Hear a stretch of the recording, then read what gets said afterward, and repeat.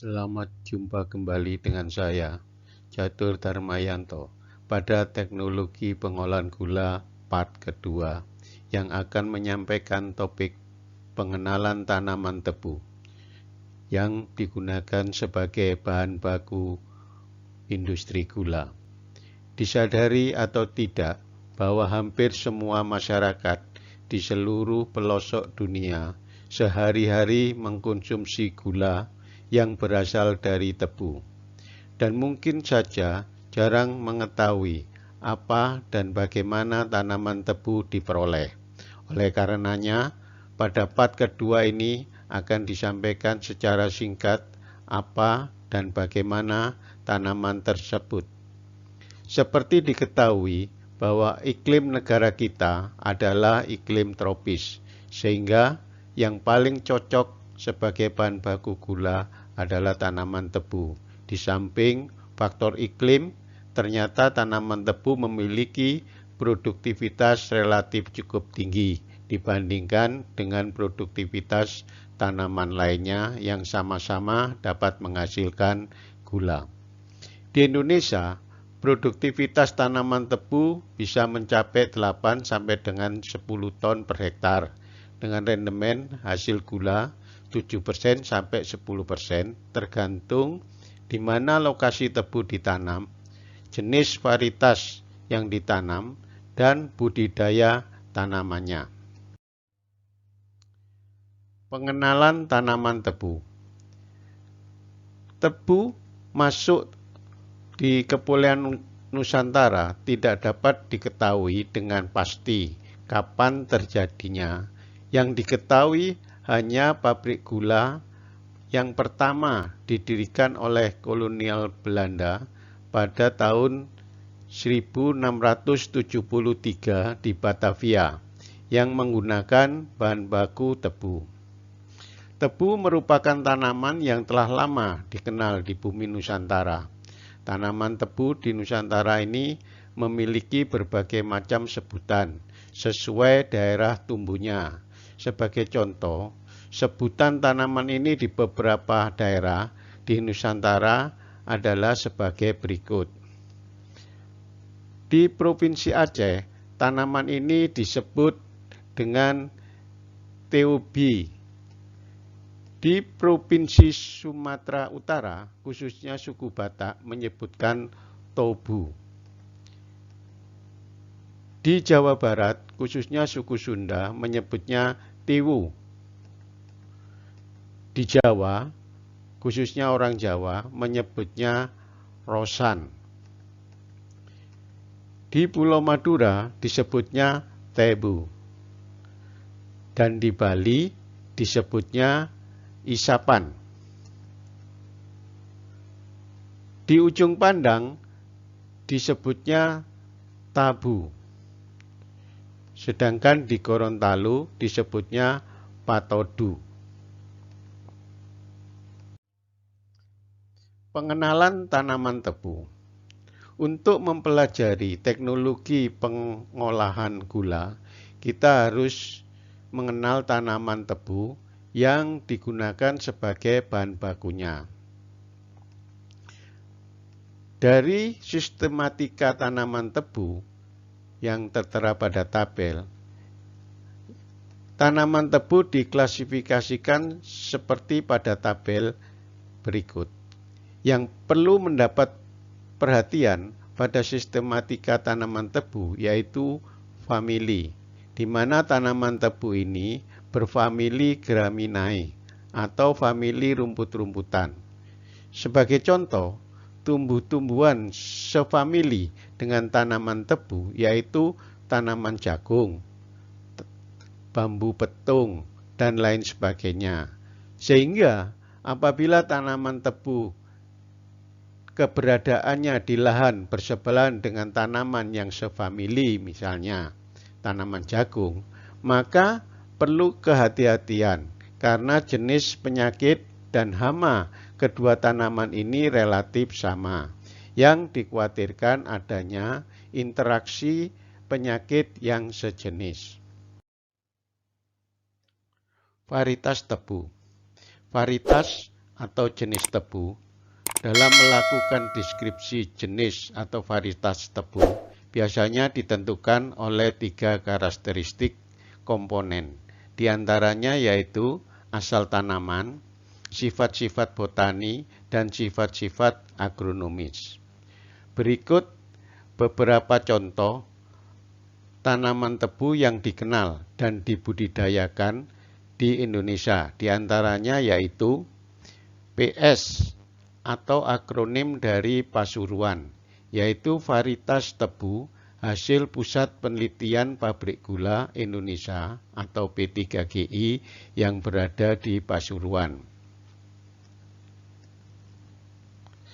JT atau akronim dari Jati 7, yaitu varietas tebu hasil Pusat Penelitian Jati 7 milik PT Raja Wali Nusantara Indonesia atau PT RNI di Majalengka.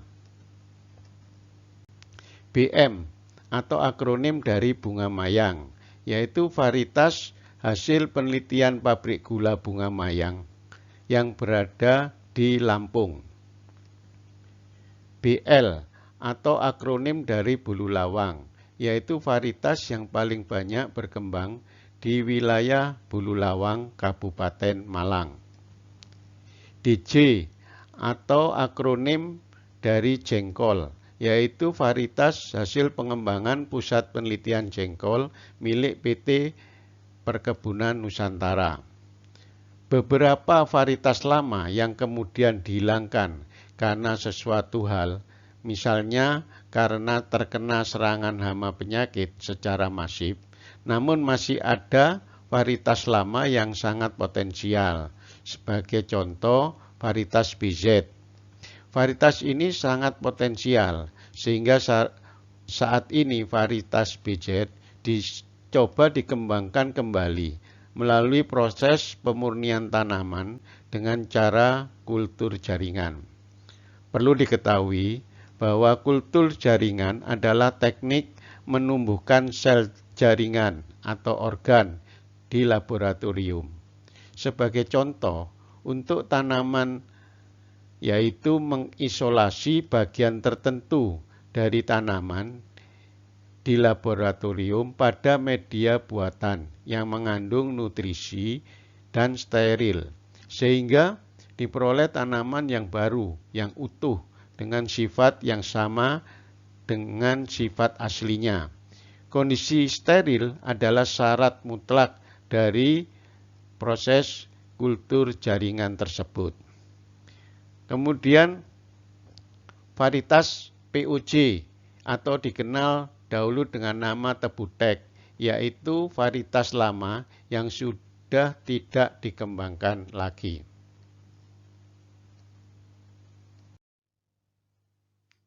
Proses kemasakan tanaman tebu dapat dijelaskan sebagai berikut.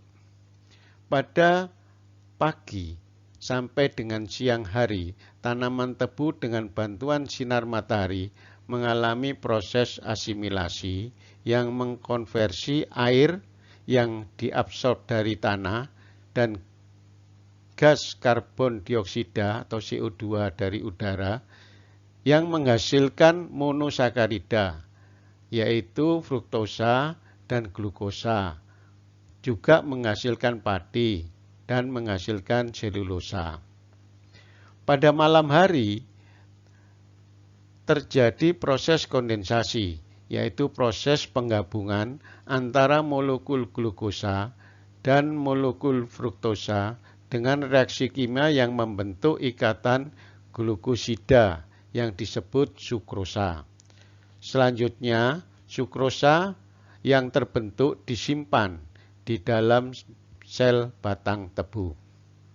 Dengan bertambahnya umur tebu, jumlah sukrosa yang terbentuk semakin bertambah, sehingga semakin tua umur tebu, maka sel-sel yang ada pada batang tebu akan menyimpan semakin banyak gula.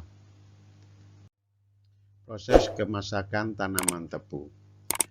Pada pertumbuhan batang tebu, sel tanaman tebu tertua terdapat pada ruas yang paling bawah. suatu saat gula yang disimpan pada sel ruas terbawah mencapai maksimal. Selanjutnya, hasil gula akan disimpan pada ruas yang di atasnya. Begitu seterusnya sampai seluruh bagian batang tebu dari bawah sampai pucuk tebu memiliki kandungan gula yang relatif sama. Apabila sel-sel batang pada ruas tanaman tebu telah memiliki kadar gula yang relatif sama besarnya, maka tebu dikatakan sudah tua atau masak dan waktunya untuk dipanen atau ditebang dan diangkut ke pabrik gula untuk diambil gulanya. Apabila karena sesuatu hal tanaman tebu tidak dapat dipanen atau tidak bisa ditebang, maka pada periode berikutnya tidak akan ada tambahan gula yang disimpan.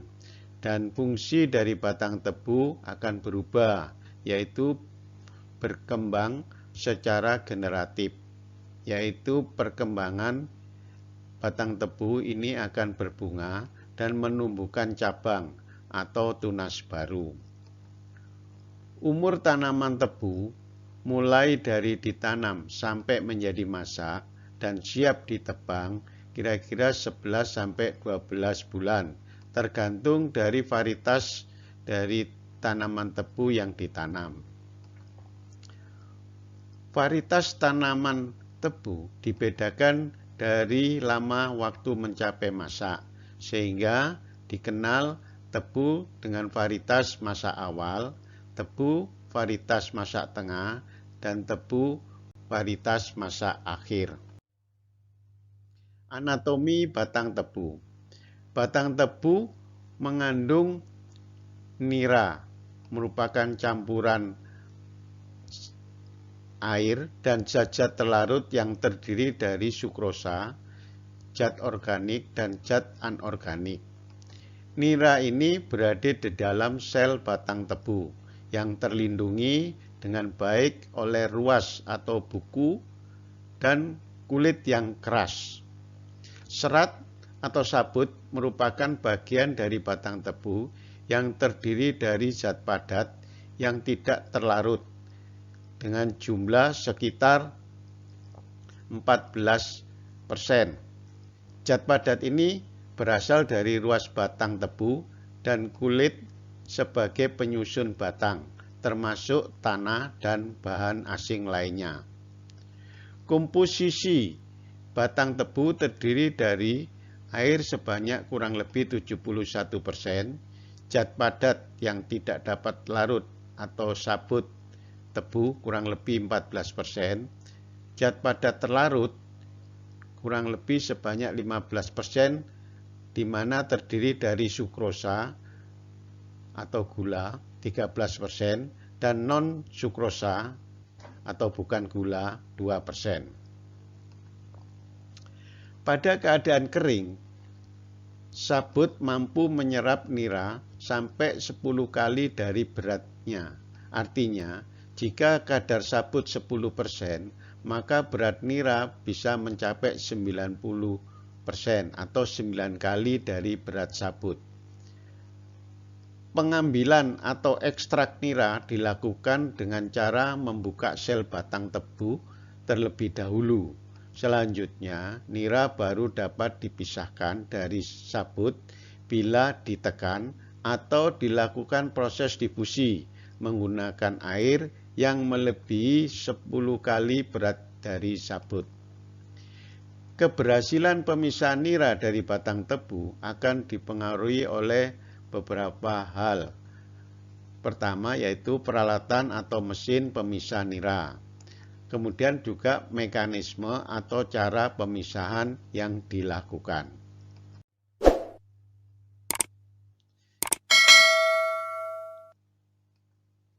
Zat-zat yang terkandung pada nira. Zat-zat yang terkandung pada nira yaitu zat gula dan zat-zat garam. Adapun zat-zat gula terdiri dari sukrosa, 70% sampai dengan 88%. Glukosa 2% sampai dengan 4%. Fruktosa jumlahnya antara 2% sampai dengan 4%. Sedangkan untuk zat-zat garam terdiri dari garam dari asam organik dengan jumlah 1% sampai dengan 3%, yang terdiri dari zat asam karboksilit, zat-zat asam amino, dan zat organik bukan gula diantaranya protein, padi atau starch, gum, wax atau lilin, fat atau lemak, dan lain sebagainya. Garam dari asam non-organik dengan jumlah kurang lebih 1,5% sampai dengan 4,5%, yang terdiri dari zat-zat mineral seperti potasium, sulfat, klorid, kalsium, magnesium, silika, fosfat, besi, karbonat, dan lain sebagainya. Proses tebang dan angkut.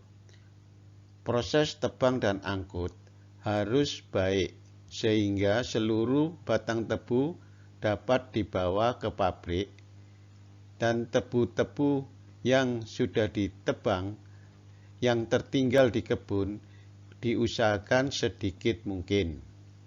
Ingat bahwa ruas paling bawah adalah ruas dengan kandungan gula yang paling banyak. Tebu hasil penebangan harus sedikit mengandung kotoran. Kotoran ini bisa terdiri dari daun kering atau sampah lainnya. Karena kotoran atau trash akan menyebabkan berat tebu akan naik, tetapi tidak menambah kandungan gula, sehingga cenderung menurunkan rendemen. Kotoran, jadi kotoran anorganik berupa tanah, akan bertambah, maka akan sangat berpengaruh negatif pada proses pengendapan. Apabila kotoran yang bertambah berupa pucuk tebu atau tebu muda, akan mengganggu pelaksanaan dari proses pengolahan karena tebu muda atau pucuk merupakan jenis tebu yang banyak mengandung bahan pembentuk koloid dan pembentuk warna. Di samping pengaruh di atas, pucuk tebu relatif mengandung kadar gula yang paling rendah. Hasil tebangan selanjutnya harus dikumpulkan dan ditumpuk. Ada yang diikat tiap 12 atau 15 batang dengan tali bambu atau dengan daun tebu, kemudian diangkut dengan lori atau truk atau alat angkut lainnya ke pabrik gula untuk nantinya diperah. Proses tebang dan angkut. Di Indonesia, tebu ditebang secara manual. Setiap batang dipotong dari bonggol atau induk akarnya, kemudian dibersihkan daun keringnya dan dipotong pucuknya. Di negara lain sebagai contoh Australia, Brasil, dan negara-negara lainnya, tebu ditebang secara mekanis dengan mesin tebang dikenal dengan nama harvester. Terdiri dari dua macam mesin tebang.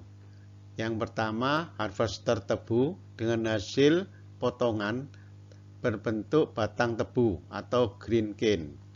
Harvester yang kedua, ini harvester tebu dengan hasil potongan tebu dengan panjang 15-20 cm atau disebut chop skin.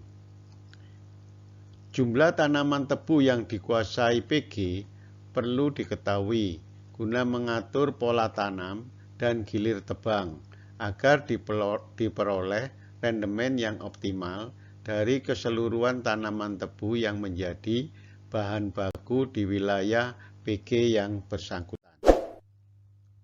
Kesimpulan, Gula diproduksi oleh petani di kebun. Jadi, pabrik gula atau PG tidak memproduksi gula. Pabrik gula hanya memanen tebu, mengekstrak gula yang ada di dalam batang tebu, memurnikan, selanjutnya memisahkan kristal gula atau sukrosa dari nira tebu. Selama proses yang dilakukan di pabrik gula, tidak bisa mengambil atau memisahkan semua gula atau semua sukrosa yang ada di dalam batang tebu. Artinya, potensi kehilangan gula atau kehilangan sukrosa akan terjadi mulai dari tebu dipanen sampai diproses dalam pabrik, sehingga ada batasan besaran dari kehilangan atau gap antara jumlah gula yang diperoleh dari kebun dan pabrik yang diperbolehkan. Pohon industri tanaman tebu. Pohon industri tanaman tebu sebagai gambaran, setiap komoditi perkebunan akan memiliki jenis produk apa yang bisa diusahakan dari tanaman tersebut, yang disebut dengan pohon industri. Dari tanaman tebu atau sugarcane, dalam pengolahannya menghasilkan beberapa produk, diantaranya adalah gula atau sugar, ampas tebu atau bagas, blotong atau filter cake, tetes atau molasses, daun tebu, kintop, abu ketel, gas buang cerobong boiler, dan protein cane juice. Dari produk-produk di atas, masing-masing bisa juga menghasilkan produk-produk turunan lainnya. Misalnya dari produk tetes, apabila diolah akan dapat menghasilkan berbagai produk yang mempunyai nilai tambah atau mempunyai added value yang cukup tinggi. Sebagai contoh, MSG, monosodium glutamat, atau dikenal sebagai penyedap rasa.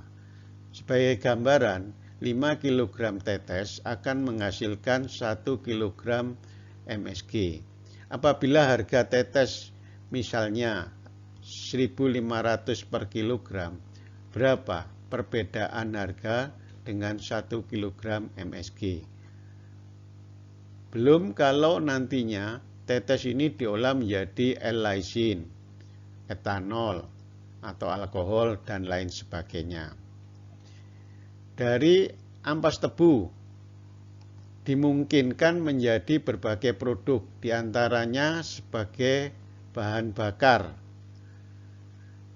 Produk-produk fiber seperti papan partikel, MDF, middle density fiber, sejenis papan partikel, pulp atau kertas, dan produk-produk lainnya.